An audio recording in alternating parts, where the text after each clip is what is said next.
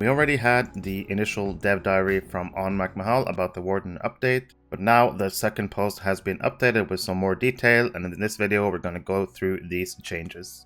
All gambits will now be the same no matter what your stance is, if you're in the fray or if you're assailant.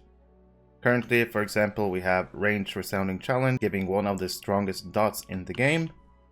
If we switch to in the fray and we do Resounding Challenge, it no longer has that dot. So with the Warden Rework, Range Resounding Challenge will have the dot in melee and in ranged, and any gambit that's different in ranged or melee stance will be the same. Also, every gambit will be available in every spec, so no matter if you trade blue or red, you're gonna have every gambit available to you. We're also gonna get some sense into how gambits are built. Everyone knows we have your normal builders, Spear, Shield, and Fist. So currently in my head, if I think Spear, I think Bleed, Shield, I think Heal, Fist, I think AoE damage. But instead, the goal with this rework is to kind of streamline what each path will do. So let's start off with Spear. Spear and Shield, which is the Boot, Onslaught, Wall of Steel. And we're also going to get a new gambit called Pulverizing Steel, which will probably be this.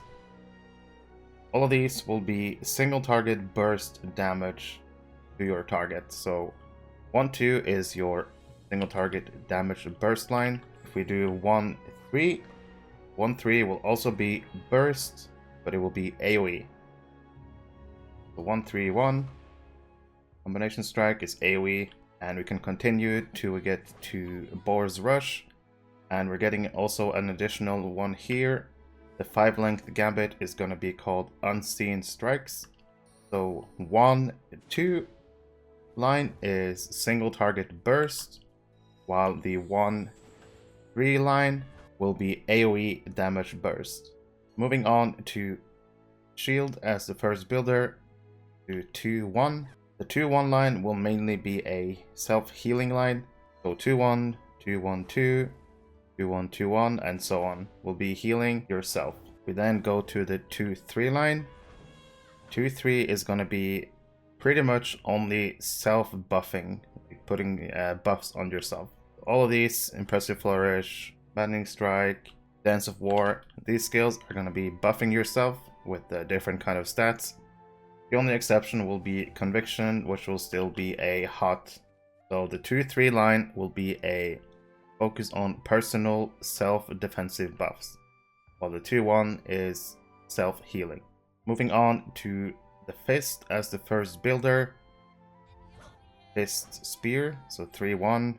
It's going to be same as before, Precise Blow, Piercing Strike, Spear of Virtue. They're all going to be light dots. We're also going to get an additional 5-length gambit called Spear of Fate. These bleeds are going to tick for a shorter duration, but a higher pulse rate. And another thing, all your bleeds in the 3-1 line cannot be cleansed by creeps in the moors. So 3-1, 3-1-3, 3-1-3-1-3, and 3-1-3-1-3 will no longer be able to be cleansed in the moors. Nice little chain for Warden there, help them with some damage in the moors. And of course we have our 3-2 line. This line will essentially stay the same, with AoE, light damage to your targets. Warcry, Brink of Victory, Shard of Death, and Desolation essentially will stay the same and function as we know it.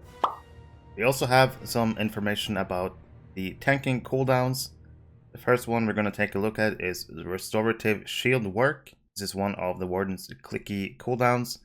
These will interact with the new advanced technique system. To explain this pretty simply, it has a 10-second duration. In that 10-second duration, you have 2 baseline ticks. And if you have 1, 2, 3 advanced technique, it goes up to 5 at a maximum. If you have 3 advanced technique, you pop this baseline skill, you get 5 ticks of this cooldown. As long as you have these ticks active, you also get 30% partial block chance, and each time you're hit during these 10 seconds, up to once per second, you will lose 1 tier and heal for 10% morale. So let's say I'm fighting an enemy like this. If Fighting. I have built up 3 ticks of advanced technique. I have the maximum advanced technique. I use my restorative shield work cooldown. I would then get 5 ticks. And I now have 30% partial block chance. Every time I would get hit by my enemy, in this case the snowman, I would heal 10% right there, losing 1 tick. I still have 4 ticks.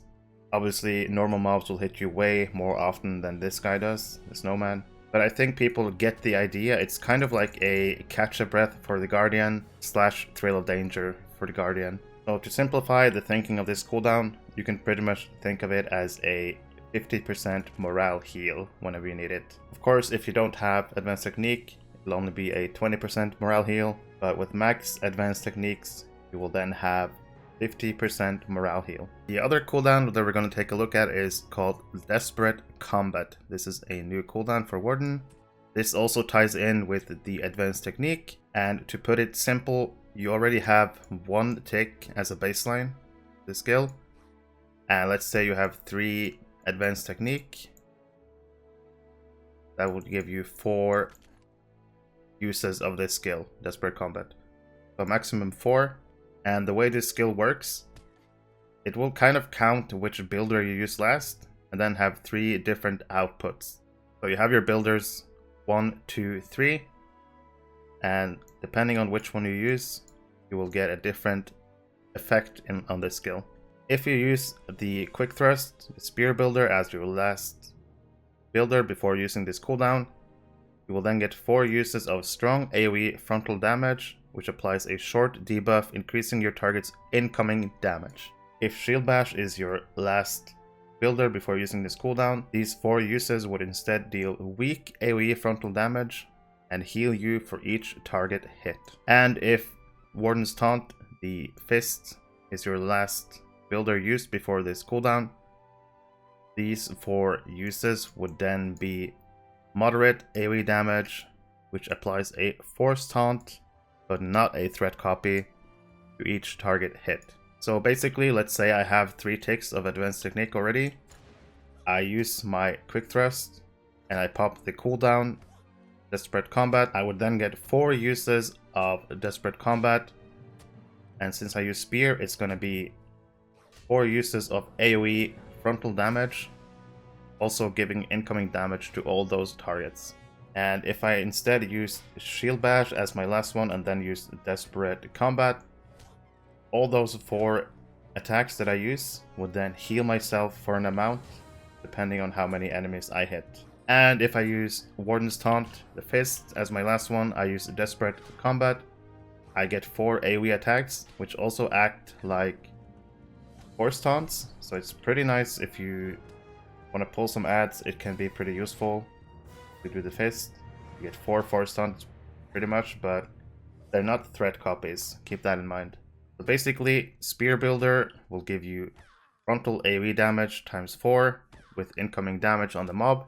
Using the Shield Builder as your latest will give you frontal AoE damage and self-healing for each target hit. And using Fist as your last builder will give you frontal AoE damage and Force Taunt, but it's not a threat copy. The last cooldown being talked about is for the Free Peoples.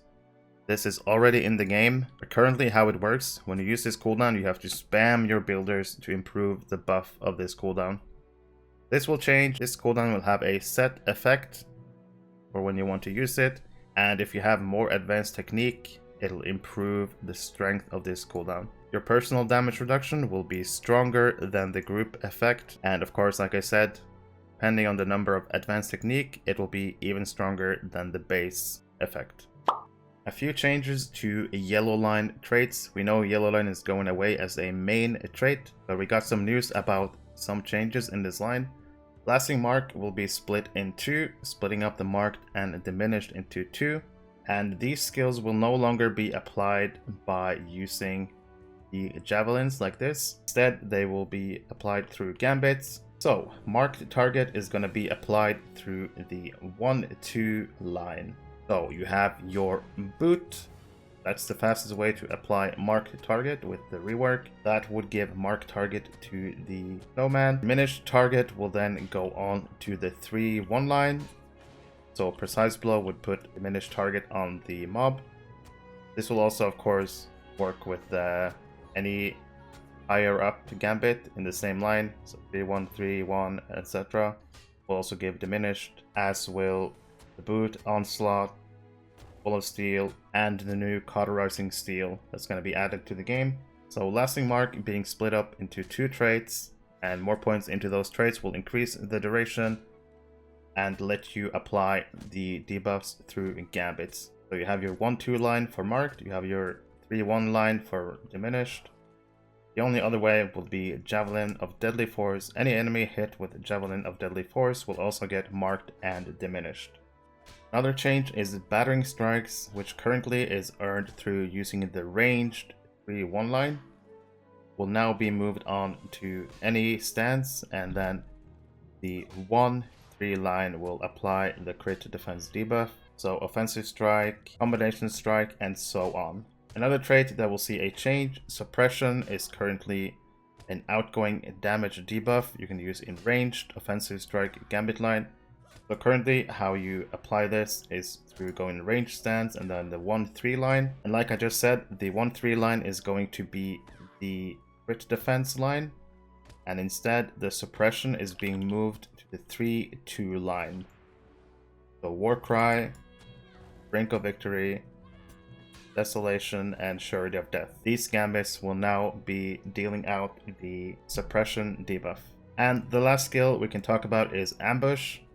You can now use Ambush in combat. It will still have the induction, so it means you would have to stop and do the induction. Unless you've used the Adroit Maneuver Gambit. Using this in combat would then give Ambush no induction, meaning you could just be in battle, you already used Adroit during the fight, and then hit Ambush, boom, in fight, and you get your run speed for 5 seconds. So a nice little way for the Warden to get a little bit of a run speed in combat. Thank you for watching. Please consider subscribing to help out the channel, leave a like, join my Discord, and I'll see you in the next one. If you're playing or looking to play Lord of the Rings online, there is one place you need to be. The Ghyniverse! The Ghyniverse is a community Discord server for the game Lord of the Rings Online. In this server, you'll find anything from giveaways. There's also a frequently asked questions channel that I would recommend checking out first. You'll be able to see when I put out new YouTube videos, whenever I stream. You can also ask for the streamer role, and you'll be able to post your own streams in this server for everyone to see. There's currently over 5,000 members in this Discord, and it keeps growing. You will also find discussion channels about the game, LOTRO. You can ask any questions in the help channel. There's discussions for every single class in the game and PvP. But one of the best things about this server is the best in slot items section. In this section you can find trait lines for every single class. You will find screenshots of the current best gear being displayed. In this channel you'll find charts showing what stats you need for your characters, mitigations, mastery crit, finesse, but you'll also find useful information about drop rates in different instances. I hope you will consider joining my server, and maybe one day I'll see you in Middle-earth.